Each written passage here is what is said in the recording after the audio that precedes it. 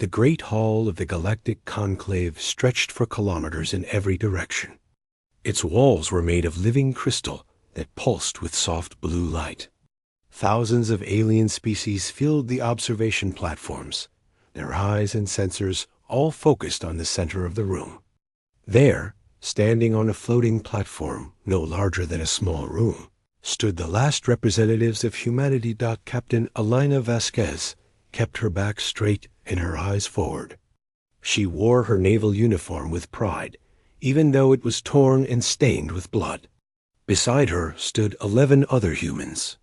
They were diplomats, scientists, and soldiers. They were all that remained of Earth's leadership. Around them, seated on 12 massive thrones carved from asteroids, sat the elder species of the galaxy. These were the rulers of known space. They had traveled between stars when humans still lived in caves. They had built empires that covered millions of worlds. And today, they had gathered to decide the fate of humanity. Admiral Urin Kos of the Velkari Dominion rose from his throne. He was tall and thin, with gray skin and 4 arms that moved like snakes.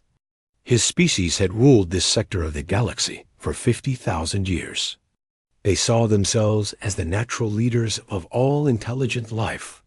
The trial of the human species will now begin, Kos announced. His voice echoed through the hall like thunder. The charges are as follows. First, the humans have shown dangerous genetic instability. They adapt and change too quickly. They breed without control. Second, they have refused to accept their natural place in the galactic order. Third, and most serious of all, they have committed acts of violence against their assigned overlords. Elena felt her hands tighten into fists. She remembered what had happened. The Velkari had come to Earth with promises of peace and trade, but their real purpose was conquest. They wanted humans as slaves. When humanity refused, the Velkari burned 3 cities from orbit as a lesson. Humanity's lesson in return had been harder. They had captured a Velkari warship, learned its secrets, and built their own fleet in just 20 years. When the Velkari returned with a proper invasion force, they found not a primitive species to enslave, but an enemy that fought back with terrible fury. That was the real crime. Humans had proven that they could not be controlled. Does the accused species wish to speak in its defense? Kos asked.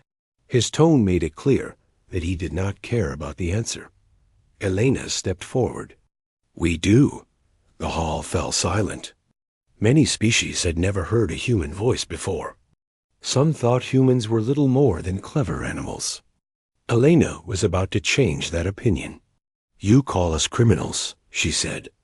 Her voice was calm and clear.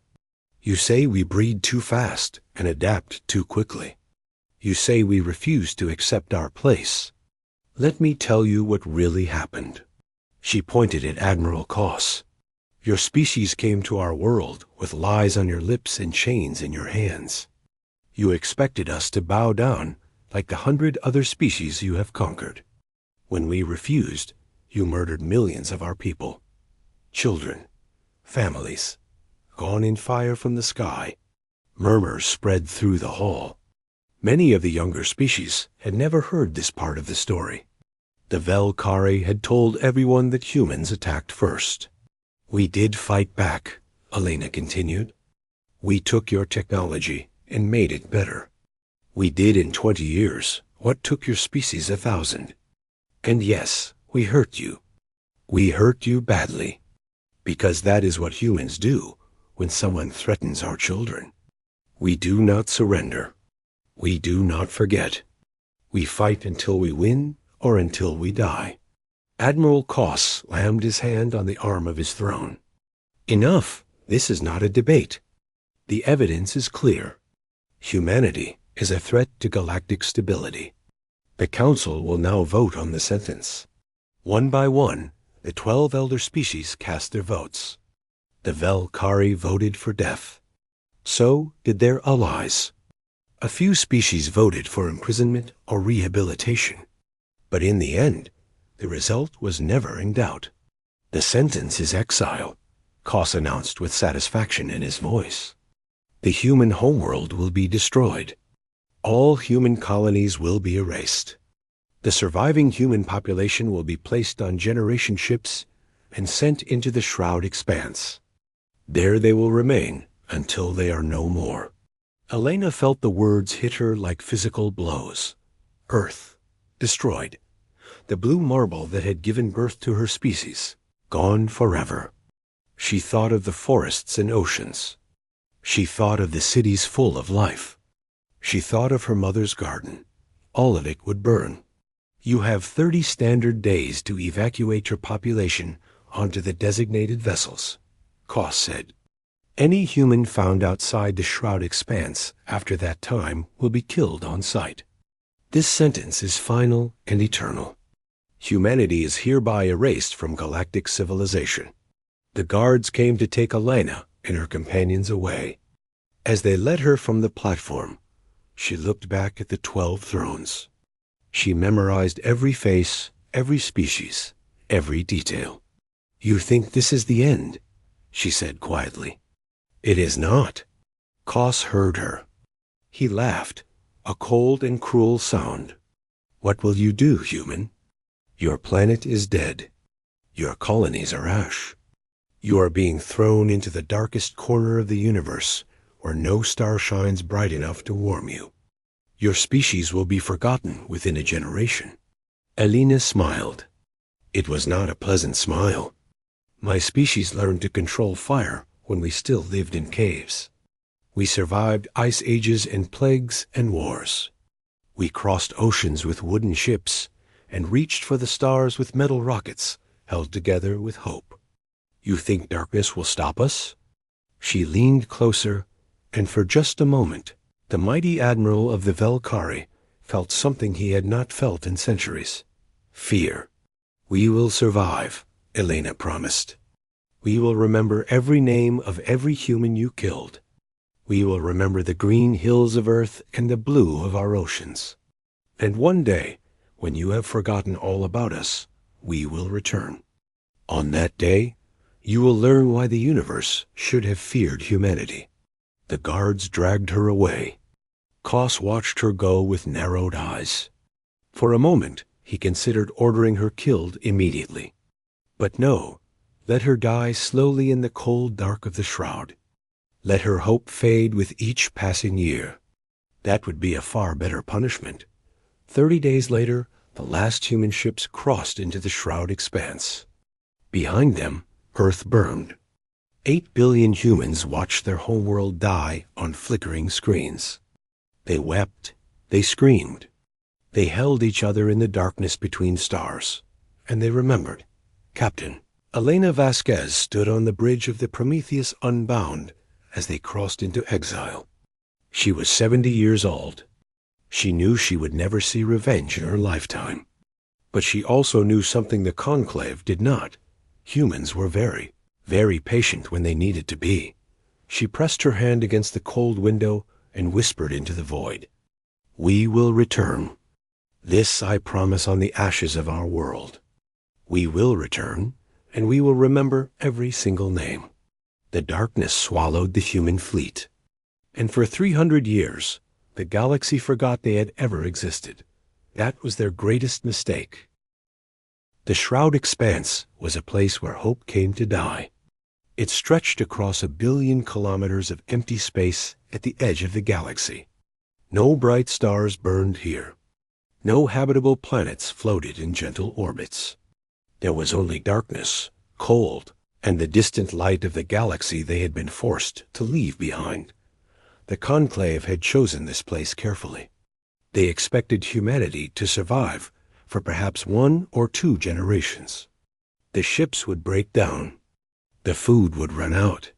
Disease and despair would do the rest.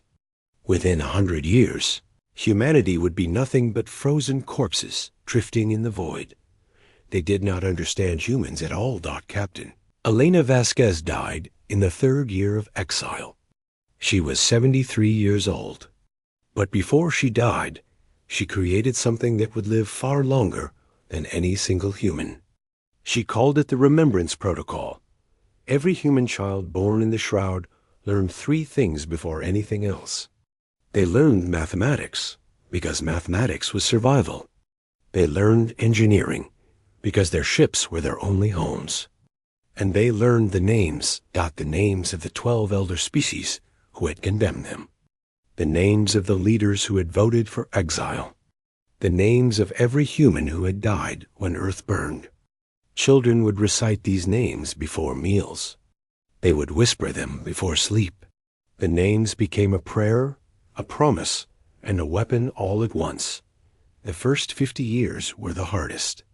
Ships broke down constantly. Reactors failed. Air recyclers stopped working. Thousands died from accidents, from starvation, from the simple cruelty of space. But with each death, the survivors learned. They became better at fixing what was broken. They became better at making something from nothing. Admiral David Vasquez, Elena's grandson, made the decision that would define humanity's future. The 47 ships of the Exile fleet were spread across the shroud, barely able to communicate with each other. Resources were split between them. Knowledge was scattered. If humanity was going to survive, they needed to become one. The Great Joining took 20 years. Engineers worked in the freezing vacuum, connecting ships hull to hull. Families moved from vessel to vessel, carrying everything they owned in small bags. Children were born in the corridors between ships, citizens of a nation that was still being built. When it was finished, the result was something the galaxy had never seen. The humans called it the Reclamation. It was 12 kilometers long, a city of metal and determination floating in the endless dark. 2 million humans lived inside its hull. It was ugly. It was patched together from 100 different designs. And it was home. The next 200 years changed everything. Without a planet to live on, humans had to adapt to space in ways no species had before. They modified their own bodies through careful breeding and genetic selection. Bones became stronger to handle changing gravity. Eyes became better at seeing in low light. Lungs became more efficient. Each generation was slightly different from the one before, but the changes in their bodies were nothing compared to the changes in their minds. The greatest scientists of the Exile worked on a single problem for generation after generation. The Conclave's technology was based on principles that the elder species had discovered long ago. They knew how to bend space for faster-than-light travel. They knew how to generate shields and weapons. But they had stopped looking for new knowledge. They were comfortable with what they had. Humans had no such comfort. They questioned everything. They tested everything. And slowly, they began to understand things that the Conclave had never even imagined. Dr. Sarah Chun, born 150 years into the Exile, made the breakthrough that would change everything. She discovered that space itself was not empty. It was filled with dark matter and dark energy that the Conclave sensors could not detect. And this invisible ocean could be harvested, shaped, and used. She called her discovery the Cascade Principle. It allowed humans to create pockets of space where the normal laws of physics did not apply. Inside a cascade field, gravity could be reversed. Light could be bent in impossible directions. Matter could be folded through dimensions that had no names. The military applications were obvious. But it took another 50 years to build an engine powerful enough to use the Cascade Principle on a large scale. The engineers called it the Cascade Engine, and they built it in the very heart of the Reclamation. Admiral Marcus Vasquez was the 7th of his family to lead humanity in exile. He was born in the Reclamation and had never known any other home. He had never seen a sunrise or felt rain on his face. But he had studied the recordings of Earth until he knew every mountain and every ocean by heart. He had memorized the names like every other human, and he had spent his entire life preparing for one moment. The day the Cascade Engine was ready, Marcus stood on the bridge of the reclamation, surrounded by his command staff. The ship hummed with power. 2 million humans waited in silence throughout its corridors. They knew what this day meant. They had been waiting for it for 300 years. Engine status? Marcus asked. Fully operational, Admiral, the chief engineer replied. Her voice was steady, but her hands were shaking. We can reach conclave space in approximately 6 hours. 6 hours. After 300 years of darkness, they were 6 hours from home. Marcus looked at the faces around him. These were the descendants of survivors. They had been born in exile, raised on stories of a homeworld they had never seen. Every single one of them had grown up knowing that this day would come. Not hoping, knowing. Before we go, Marcus said, I want to say something. Our ancestors were thrown into this darkness because the galaxy was afraid of us. They thought the void would kill us. They thought we would fade away and be forgotten. He smiled, and in that smile was 300 years of patient fury. They were afraid of us when we were young and weak. They had no idea what we would become when they gave us 300 years to prepare. They have forgotten about us. They sleep peacefully in their palaces and their perfect worlds. Today, we remind them why they should have been afraid. He turned to face the main view screen. Beyond it was the darkness of the shroud. Beyond that was the galaxy. Beyond that were the species that had murdered Earth and sentenced humanity to die. Set course for Valkyrie Prime, Marcus ordered. Maximum speed. It is time to go home. The Cascade engine roared to life. Space itself screamed as the reclamation punched through reality. The ship shot forward like an arrow fired from a bow that had been drawn for 3 centuries in the galaxy beyond. The elder species continued their lives without concern. They had long forgotten about the primitive humans they had exiled. They had no warning systems pointed at the shroud. Why would they? Nothing could survive there. Nothing could threaten them from the Yves. Darkness. They were about to learn how wrong they were. The reclamation crossed the boundary between the shroud and normal space. Sensors on 1,000 worlds detected the energy signature. Alarms began to sound in military bases and government buildings. Confused officers stared at their screens, trying to understand what they were seeing. Something was coming out of the darkness. Something big. Something impossible. Humanity had returned. Admiral Torin Koss was the direct descendant of the Valkyrie, who had sentenced humanity to exile. He sat in his family's ancestral palace on Valkyrie Prime, surrounded by luxury that most species could not imagine. The walls were covered in artwork stolen from 100 conquered worlds. Servants moved silently through the halls. Members of lesser species who had learned long ago that obedience was the only path to survival. Torin was reviewing reports from the outer colonies when his personal communicator began to scream. He had never heard that particular alarm before. It took him a moment to realize what it meant. Something had entered the home system. Something unauthorized. Something big. He rushed to his command center, where confused officers were staring at sensor readings that made no sense. The object was 12 kilometers long. It had appeared from the direction of the shroud expanse, which was impossible. Nothing lived in the shroud. Nothing could travel from there to here so quickly. What is it? Torin demanded. We do not know, Admiral, one of his officers replied. His voice was shaking. The design does not match any known species. The power readings are beyond anything in our databases. It is approaching at speeds our ships cannot match. Torin felt a cold weight settle in his stomach. He looked at the image on the main screen. The ship was massive and strange, made of dozens of different sections welded together. It was ugly and brutal, and somehow terrifying. Then the transmission came. A human face appeared on every screen in the system. It was a man in a military uniform, with gray hair and cold eyes. Behind him stood dozens of other humans, watching silently.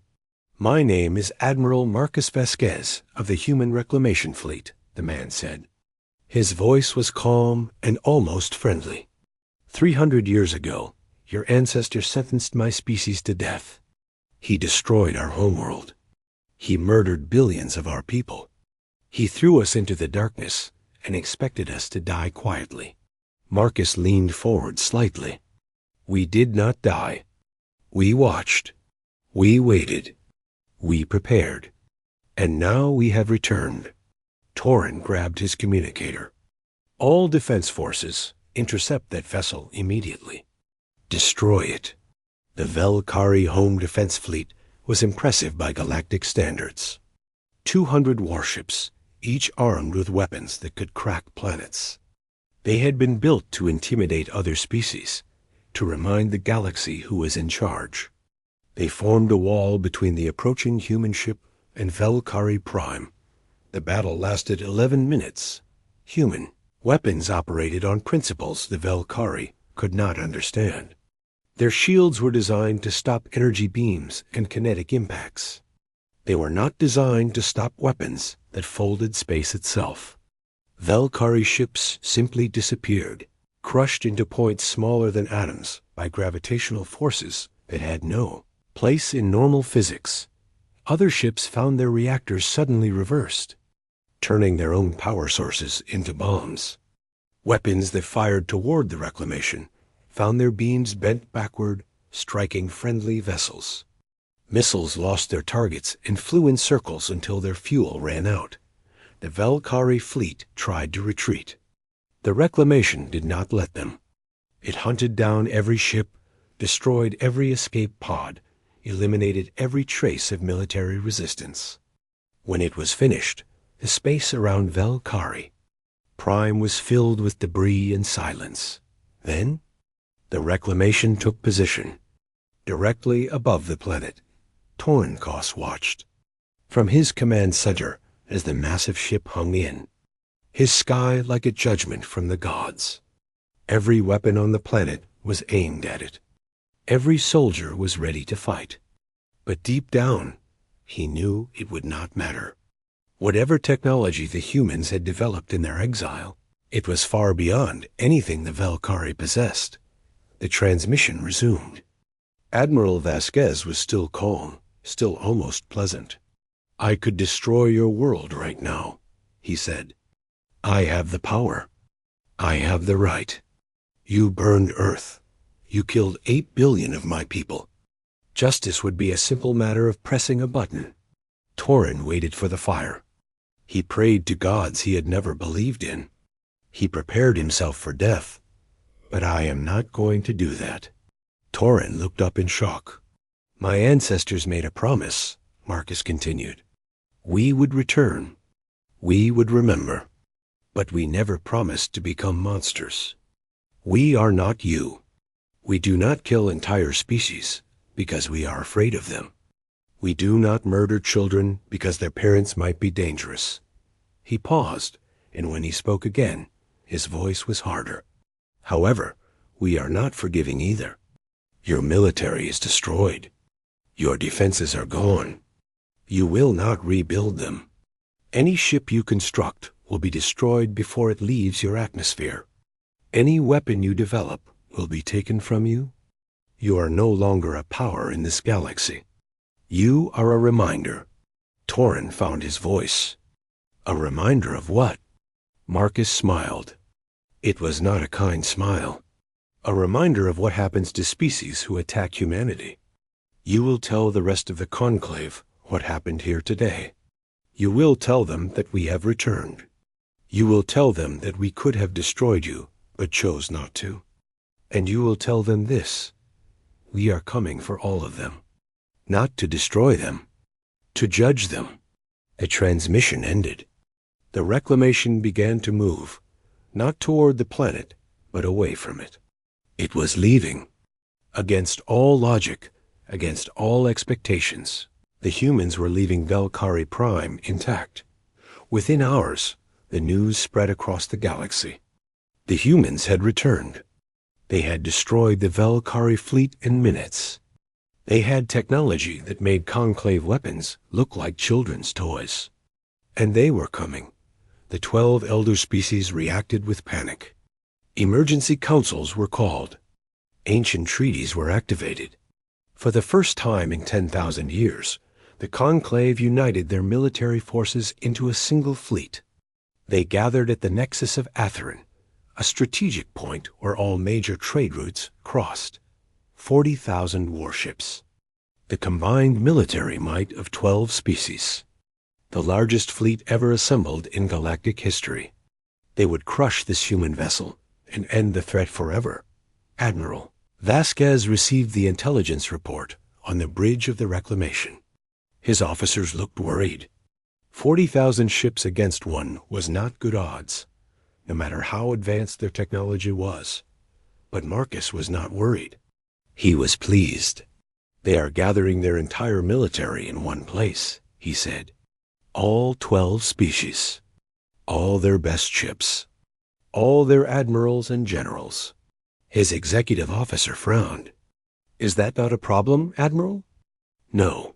Marcus turned to face his crew. It is exactly what we wanted. We could spend years hunting them down one by one. Instead, they are coming to us. One battle, one victory, and the Conclave falls. He looked at the star map showing the nexus of Atherin. 40,000 lights representing 40,000 ships. The galaxy's most powerful species, united by their fear of humanity. My great-great-grandmother made a promise in this very ship, Marcus said. She promised we would return. She promised we would remember. She could not be here today, but I am. And I intend to keep her promise. He straightened his uniform and sat in his command chair. Set course for the nexus of Atherin. It is time to show the galaxy what humanity has become. The Reclamation turned and accelerated toward the largest battle in galactic history. Behind it, Velkari Prime burned with shame instead of fire. Around it, a galaxy held its breath and waited to see what would happen when one ship faced 40,000. The humans were outnumbered 40,000 to 1. The Conclave thought they had the advantage. They were about to learn the truth. The nexus of Atherin was a point in space where 5 major trade routes crossed. It had been neutral territory for thousands of years, a place where even enemies could meet in peace. Now it had become a gathering point for war. 40,000 warships filled the space around the nexus. They came from every corner of the galaxy. Velkari destroyers flew beside Torvian battleships. Kef carriers deployed fighters next to Esseni frigates. 12 species that had spent centuries competing against each other were now united by a single purpose: destroy the humans. Supreme Commander Essek, mole of the Torvian Empire, stood on the bridge of his flagship.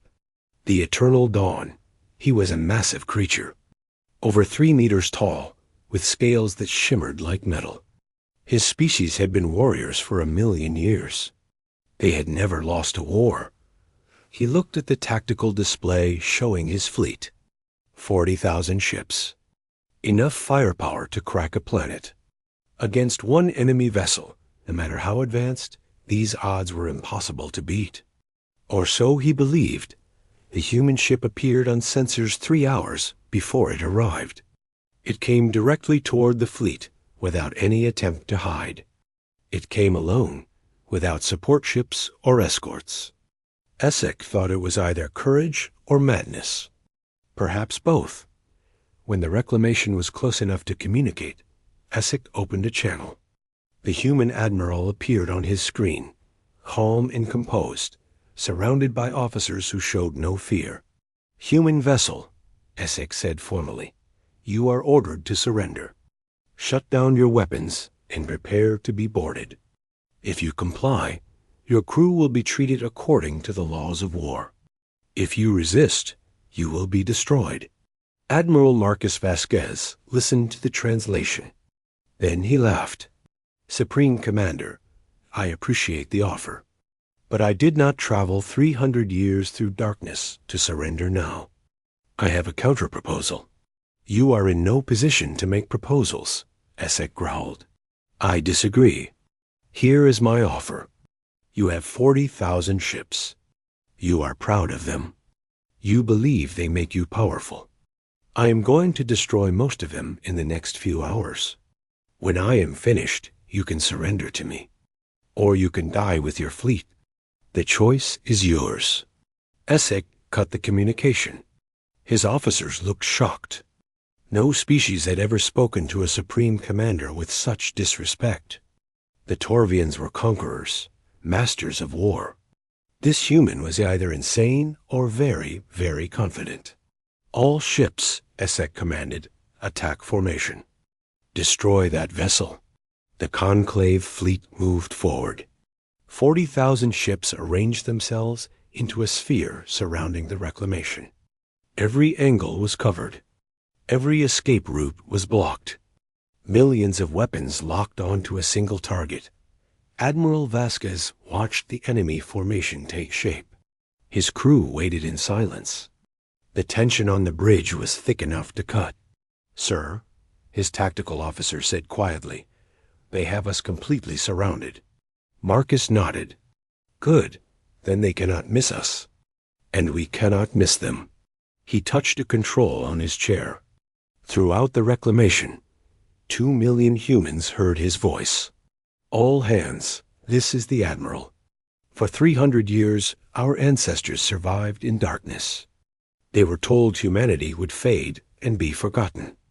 They refused. They worked, they struggled, they sacrificed everything so that we could be here today. This battle is for them. This battle is for Earth. This battle is for every human who died, believing that their children would one day come home. He paused. When he spoke again, his voice was iron. Activate the Cascade engine. 40% power. Deep in the heart of the reclamation, the engine roared to life. It drew on energy sources that the Conclave could not detect or understand. Dark matter flowed into reactors that bent the fabric of reality. And then something incredible happened. Space itself began to change. A bubble of distorted reality expanded from the reclamation. It grew quickly, reaching the nearest enemy ships within seconds. And inside that bubble, the universe played by different rules. The Conclave ships had shields designed to stop weapons. They were not designed to stop reality from changing around them. Gravity suddenly reversed, throwing crews against ceilings.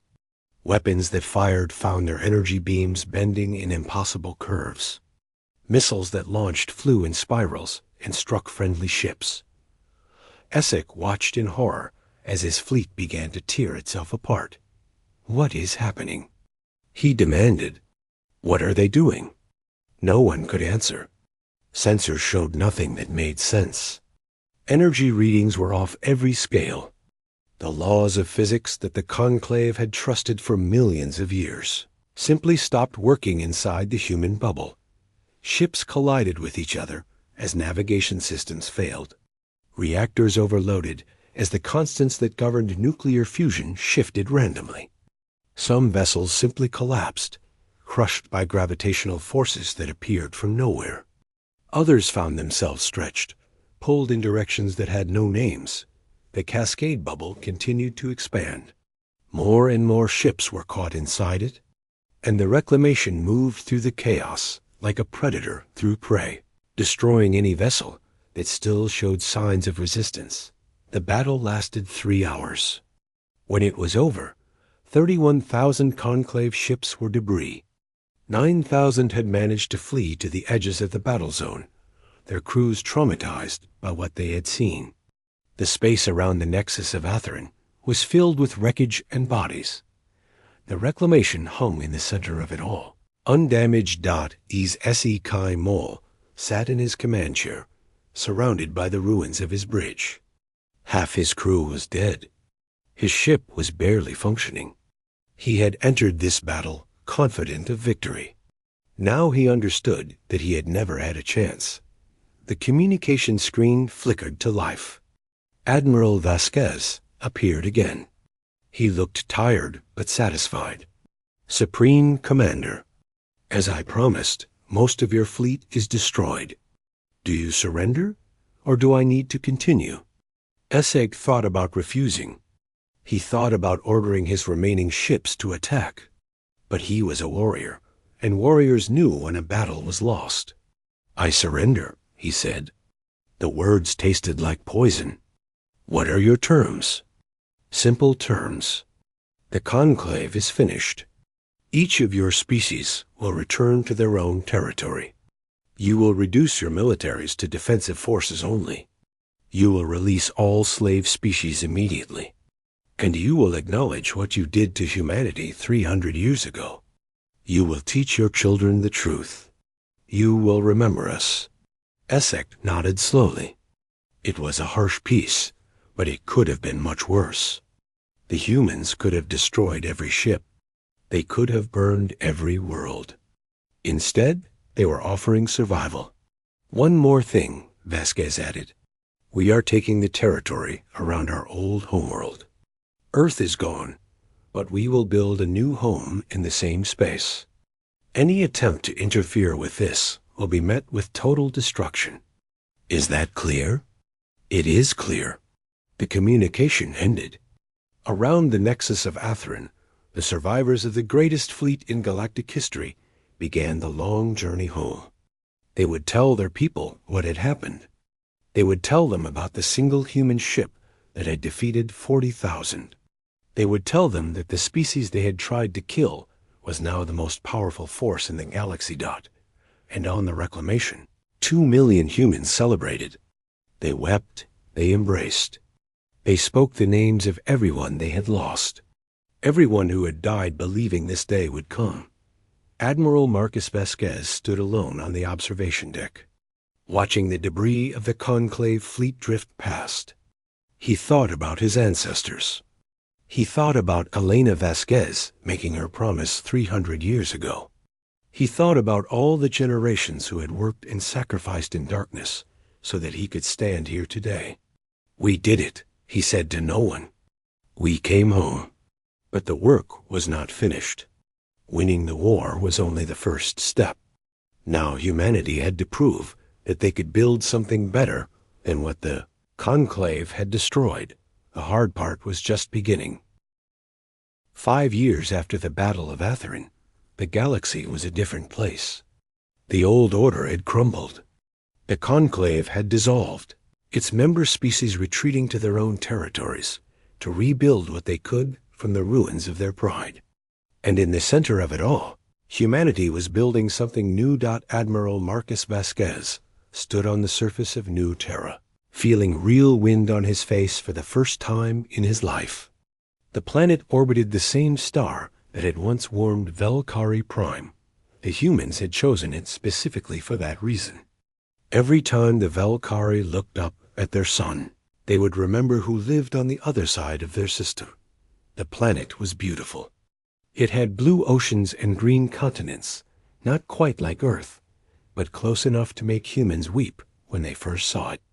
Within 2 years of landing, the first crops were growing in fields that had never known agriculture. Within 3 years, children were being born who would never know the darkness of the shroud. But New Terra was not the only place humans had claimed. 17 star systems now flew the human flag. Colony ships had been launched to worlds that had been empty since the galaxy formed. Terraforming projects had begun on moons and asteroids. Humanity was spreading again, just as they had done millions of years ago. On Earth, the speed of human expansion worried many species. They remembered what had happened at Atherin. They remembered the Cascade engine and the weapons that bent reality. Some whispered that humanity would become just like the Conclave, using their power to enslave and destroy. They were wrong. Marcus had made a decision in the days after the battle. Humanity could rule the galaxy through fear. They had the technology. They had the ships. They could crush any species that opposed them. But he remembered the stories his grandmother had told him about Earth. He remembered the values that humans had carried through 300 years of darkness. And he knew that becoming tyrants would betray everything his ancestors had suffered for. Instead, humanity offered something the Conclave never had: genuine alliance. The first species to join them were the Tessari. They had been a slave race under the Velkari, forced to work in mines and factories for generations. When the Conclave fell, they had nowhere to go. Humanity offered them 2 habitable moons in a system near New Terra. They offered technology and trade and protection. And in exchange, they asked only for friendship. The Tessari accepted. Within a year, Tessari engineers were working alongside humans, sharing knowledge and learning new skills. Their children played with human children in the parks of New Terra. Old hatreds faded as new relationships grew. Other species followed. The Esseni, the Keth, the Moravi. Species that had been afraid of the Conclave, species that had been conquered or oppressed, all of them found that humanity was willing to be partners rather than masters. The human alliance grew not through conquest, but through cooperation. Not everyone was happy about this. 3 of the elder species refused to accept the new order. They plotted in secret, sending assassins to kill human leaders, trying to sabotage human colonies, spreading lies about human intentions. They believed that if they could strike at the right moment, they could bring humanity down and restore the old ways. The first assassination attempt came 2 years after Atherin. A Velkari agent managed to get close to Marcus Vasquez during a diplomatic meeting. He carried a neural disruptor hidden in his body, a weapon designed to look like a natural heart attack. Human security detected the weapon before the agent got within 10 meters of the Admiral. They captured him alive. And then Marcus did something that shocked the entire galaxy. He returned the assassin to Velkari, prime, alive, unharmed, but with a message implanted directly in his brain. The message played once, in the presence of all the Velkari leaders, and then erased itself. Marcus appeared in their minds, speaking calmly and clearly. I know what you are trying to do. I know about your plots and your plans. I know about the weapons you are building in secret. I know about the alliance you are trying to form against us. I know everything. He paused, letting the words sink in. I could destroy you. Right now, today, I could give the order that would end your species forever. You have given me every reason. But I will not. Because we are not like you. We do not murder entire civilizations because we are afraid. His expression hardened. However, this is your last warning. If another assassin comes for my people, if another attack is launched against our colonies, if you try one more time to restore the old ways, I will not show mercy again. We survived 300 years in darkness. We can be patient. We can wait for your species to fade into history while we build something better. Or we can end you today. The choice is yours. The elder species got the message. The assassination attempts stopped. The secret alliances crumbled. One by one, even the most stubborn of the Conclave species accepted that the old order was gone and was never coming back. By the 10th year after Atherin, the human alliance included 34 species. It was not an empire. There were no slave races, no conquered worlds, no tribute payments. Instead, there was a network of trade agreements and mutual defense pacts. There was shared research and cultural exchange. There was disagreement and argument, but those disagreements were settled through negotiation rather than war. Admiral Marcus Vasquez retired at the age of 87. He had spent his entire life preparing for war and his last 20 years building peace. He was tired. He wanted to spend his remaining years on New Terra, watching the sunsets and playing with his grandchildren. On his 97th birthday, he gathered his family around him one last time. The doctors had told him that his body was failing. 300 years of exile had changed human genetics in many ways, but it had not made them immortal. His time was ending. His great-granddaughter, a young woman named Elena, after the original Captain Vasquez, sat beside his bed and held his hand. "Tell me about Earth," she said. "Tell me about the world we lost." Marcus smiled. He had never seen Earth except in recordings, but he had memorized every detail, just like every human who had grown up in the reclamation. "It was beautiful," he said. "Blue oceans that covered most of the surface. Green forests that stretched for thousands of kilometers. Mountains that touched the clouds. Cities full of life and music and art. It was our home." Tears ran down his weathered face. "They took it from us because they were afraid. They burned our world and expected us to disappear. But they did not understand what they were dealing with. Humans do not give up. We do not fade away. We fight. We survive. We build, and we remember." He looked at his great-granddaughter, at the young face that carried the same name as the woman who had started it all. "We lost Earth," he said, "but we found something else. We found out what humanity could become when pushed to the edge. We found out that the darkness could not break us. And we built something better than what we lost. Not just a new world, a new way of living. A new hope for all the species who were suffering under the old order." His voice was growing weak, but his eyes were still bright. "They cast us into darkness and expected us to fade. They forgot that humans learned to make fire. We do not fear the dark. We conquer it." Those were Admiral Marcus Vasquez's last words. He died surrounded by family, on a world that humans had built from nothing, in a galaxy that would remember his name forever. The story of humanity's exile and return became legend. It was taught in schools across 100 worlds. It was told to children of a dozen species. The message was simple. No matter how dark things seem, no matter how powerful your enemies are, never give up. Fight. Survive. Build. Remember that 300 years in darkness had forged humanity into something new. They had entered the shroud as refugees. They had emerged as the founders of a new galactic order. And though Earth was gone forever, its spirit lived on in every human heart. The galaxy had spent 300 years forgetting about. Humanity, they would spend the next 3,000 telling stories about why that was the greatest mistake in galactic history. On the bridge of the reclamation, now preserved as a museum orbiting New Terra, there is a plaque with an inscription. Millions of visitors from hundreds of species come to read it every year. The words are simple, but they carry the weight of everything humanity survived. Exile was supposed to be our grave. Instead, it became our forge. Below that, in smaller letters, is a name and a date. Captain Elena Vasquez, First Admiral of the Exile. Her promise was kept. And so it was.